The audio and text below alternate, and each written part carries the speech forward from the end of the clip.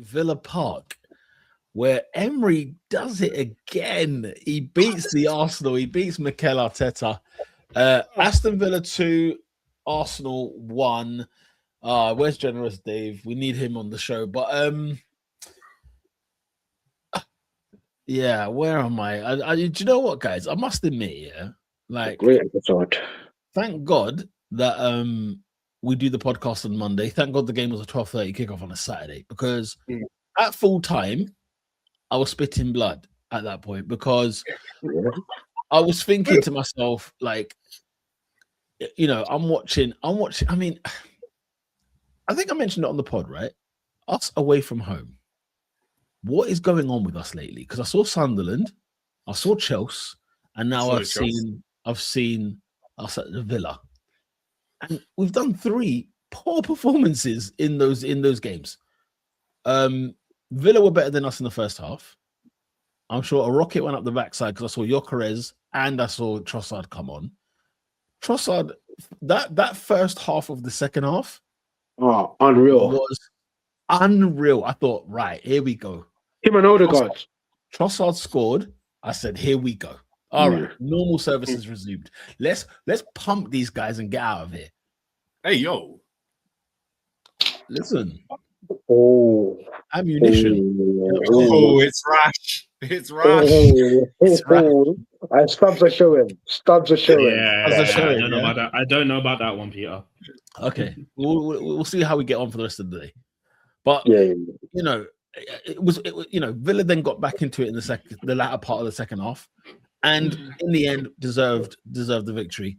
If Nkapie could use his right foot, that would have been tremendous to clear that ball out before it got back in. Because that tweet about Nkapie, oh my gosh, I was crying. What tweet? Someone said this is not at the Villa game. This is the game before Villa. Yeah. Somebody said Nkapie, watching Nkapie is like watching your dog drive your car perfectly. He's driving perfectly, but he's still a dog. That was a class tweet. That it's outrageous You're behavior. just bad nervous. You're just on edge 24/7. Like, Nkapie had a poor first half, but he had a brilliant second half. Then he had that moment. I just thought, for goodness sake, we were. And you know, the last away trip I think I was at was Burnley away. And you know what I saw at Burnley away? Players, defenders, and the whole team not wanting to concede a shot on target. Never mind the defending I saw Eberechi as an attempt. It's not even an attempt. That Matty Cash literally buried David Raya, right? I was there thinking, what kind of defending is this? This isn't Arsenal. I was watching this goal go in from Cash. I said, this ain't Arsenal. It's a white kit. It must be Tottenham Hotspur. This is an Arsenal defending. It was so foreign to me that I was like, what the hell is going on there? In fairness, 75% of that back four is different. So I thought to myself, right, okay, am I being too much on these guys? Yeah, is it a makeshift? Is it makeshift? Let me finish. Is it makeshift, right? I did think to myself, if you're going to bring in Ben White and have Timber together, surely the option is to go Ben White centre half, which is his natural position. Okay, he's played right back his whole time at Arsenal, but he did start off at centre half. He's tall. We're up against Ollie Watkins and people like that, right? He's a tall player. You put Ben White at right back and the left centre back. You keep Timber, best right back in the league, at right back. No problems. Yeah, no problems. And for poor Nkapie, he's come in. He's played 3 or 4 games in a row with 4 different centre half pairings. Different dudes. Yeah. He doesn't speak English. He doesn't speak English. He doesn't speak English. So he's there like, mate, guys, what are we doing? You know, go watch that as the Matty Cash goal again. You're seeing a defense that are in 6s and 7s. I don't know what that means, but that's how they were. They were nowhere to be found. They were nowhere to be found, right? So I was like, oh, Lord have mercy, here we go. And you know, and then Villa scoring the winner. They had about 8 years to score that goal because all I did was screaming at the TV. I'm at the Emirates, by the way. It's Arsenal women against Liverpool, screaming at the screen, right? Saying, clear it! Like, just clear the frigging ball. Why is it not being cleared? And then lo and behold, you know what I'm saying? Then obviously Emi Buendiz goes ahead and finishes it. You know? Emery again getting us. I see Emi Martinez is the first man to celebrate with Buendia. So where the hell's Emi Martinez been? Yeah, where did he come from? Where's he come from? I big up Buendia because he's come up from a hospital bed. Like he's for the time I've known him at Villa, his ACL's been done at. Been nothing. Every 3 game weeks he's scoring. I don't know how he's kept that number 10 shirt is beyond me. How no one's just said, nah, you're not having this, bro. You're never here. Yeah, give me that. Just give me that. But yeah, I'm getting annoyed with Arsenal's performances away from home this season. They're starting to annoy me because, as I said to you, I was at Burnley where we were dying to concede a shot on target. Bodies were on the floor.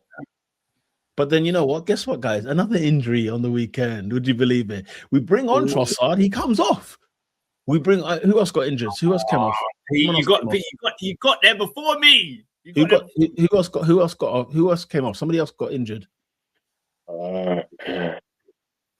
Someone else got injured in the game. Who got injured in the game?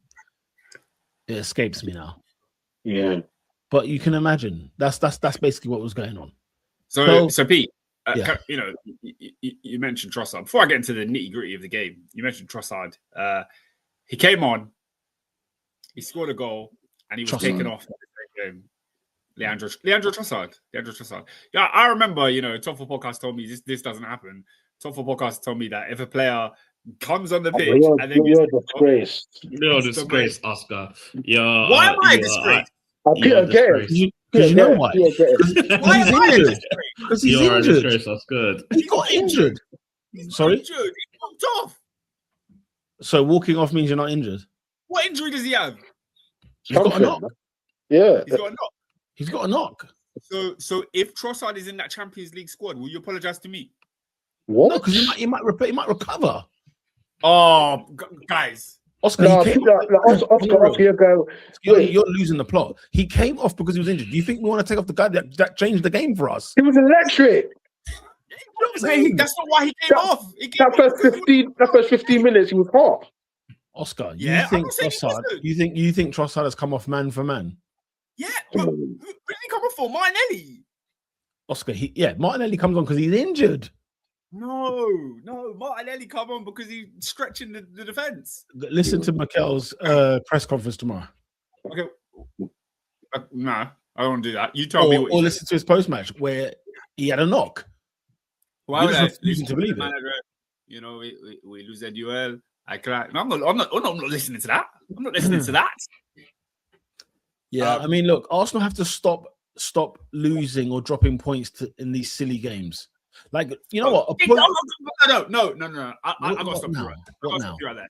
Oh, sorry, I didn't realize she was Lola. What now? Firstly, it's the Top 4 Podcast. This is not Peter Bowl, so we all get a say. So I didn't even finish my say. This is the problem here. You spoke for about 20 minutes on Arsenal. I want to give a balanced view of the game. Sorry. You said, obviously, it's going to come back to you, don't worry. But you just said that losing silly games or dropping points in silly games. Let's have it right. This game was, from a neutral perspective, this is one of the best games in the Premier League this season. It was absolutely raucous in Villa Park. Arsenal obviously the best team in the Premier League this season. Villa come into form at the right time, and they were up for it. They came and gave you energy and put a great performance in. So Villa Park, never an easy game. So to look at it that's a diamond tester. Yeah, exactly. That's exactly what AD said in the group chat before. You check your shoes. Diamond test the game. So are you ready are you league ready or not? Yeah. Listen, this is what you just said. It's a diamond tester. We failed the test. Forget internet ready. We failed the test. Yeah, but you can't group it with. You can't call it stupid games, in my opinion. No, what I'm saying is, Oscar, conceding a goal losing the manner that we lost in is stupid. If Villa have 8 shots on target in the penalty area in that final 5 seconds of the game, that's stupid. How many times we went to Sunderland? Sunderland scored a goal in the last minute from stupid defending. And you remember the goal from Robbie? Yeah, Robbie. Remember the calamity that it was in the. Shouting soccer, like he went with the other foot. Nice. The 2 goals we conceded, you don't concede goals in the last kick of the game. If you're Arsenal trying to fight for the league title, you're holding your own, you get a point at Villa, you say, you know what? It's a good thing we could get a point here. Do you know why? Because we've been diabolical in this game. Let's get out of here. I think the reason you lost in that game in the last minute is because another thing to say about the nature of the game. There's a substitution that happens where Unai Emery takes off McGinn. I can't remember who he made a double sub, and I was like, wow, he's going for this game. It was like 77th minute where some managers would happily settle for a 1-1 against Arsenal. He said, nah, we're going to win this game. And he threw on, more attacking players. He kept Rodgers on when Rodgers looks really tired in the last 20 minutes, but he kept him on the pitch. Brought on something else. Carry on, sorry. Brought on Jadon Sancho as well. I don't want to say anything. He had a good cameo, man. Good little run around. But he played his part. He's played his part. They threw the kitchen sink at you, and one of the players they brought on, Buendia, was the guy who got the final nail in the coffin, essentially, with the goal. So I think there has to be something said about Arsenal seem like such a physical team, but it felt to me like when you played Chelsea, you were kind of rattled by our intensity, because it wasn't like we played you off the park, like that didn't happen. But the intensity and the physicality of how we went into every game, they played it like a cup final, seems to be the way to go at Arsenal. Like, you know what I mean? Like, really challenge and duel. And I feel like seeing some of Arsenal's players in this Villa game complaining about some of the challenges, it just felt like, I don't know, man. I don't know. You guys weren't doing this in the North London derby, because I feel like you turn up to those games knowing this is a fight as much as it is a football game. So I think there's something you said about that psychological battle. I agree. Do you know what I think it is? It's very physical. It's very, very mental. The psychological thing you're talking about, and the common trend I'm seeing with Chelsea away, Sunderland away, now Villa away. Why are we blowing? Tired. Yes, that's what I'm physical. Yes. We were blowing in the first half, right? And here's the thing: Villa just came off the heels of a 4-3 win at Brighton. We had a comfy 2-0 win against. I say comfy, it wasn't comfy, but there was not a lot of exertion of effort or intensity against Brentford on Wednesday at the Emirates. They had Brighton away, had to go all the way down to Brighton, and then they were 2 down in the first half. They clawed it back. They won 4-3, so they would be more likely to be gassed than anybody else. But again, Chelsea, I saw the Arsenal players after the game at Chelsea on the floor. Exhausted. Sunderland exhausted against Sunderland. Yeah. And they're like, nah, do you know what? I know the Premier League is intense. We get all of that, right? But Arsenal, if you're going to be Premier League champion, this is the thing. I'm judging it according to Premier League championship.